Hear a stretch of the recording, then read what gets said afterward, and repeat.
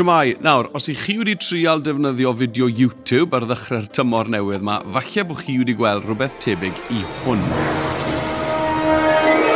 Ie, na'n gwmws beth eisiau ni ar ddechrau tymor newydd, ynddo fe? Rhywbeth fel na'n digwydd.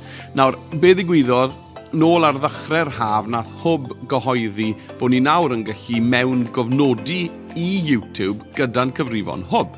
A nath pawb ddarllen fynd, OK. Nawr, beth mae hwnna'n golygu nawr yw, wrth bod chi yn mewn gofnodi i Chrome, mae yn mewn gofnodi chi'n automatic i YouTube gyda'ch cyfrif hwb ac yn gosod ar restricted mode.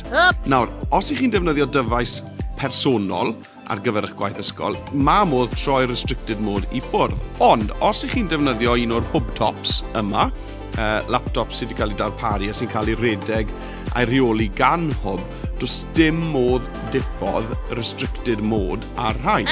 Felly, mae hwnna'n creu pen tost enfawr.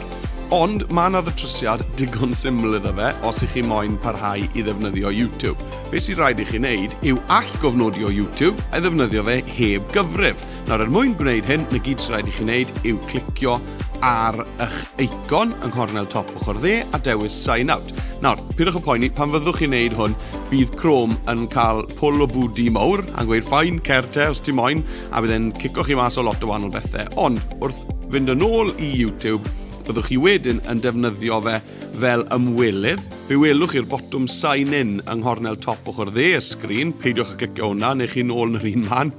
Ond byddwch chi wedyn yn gallu defnyddio holl fideos YouTube heb y rwystrau i ni wedi cael ar ddechrau'r flwyddyn.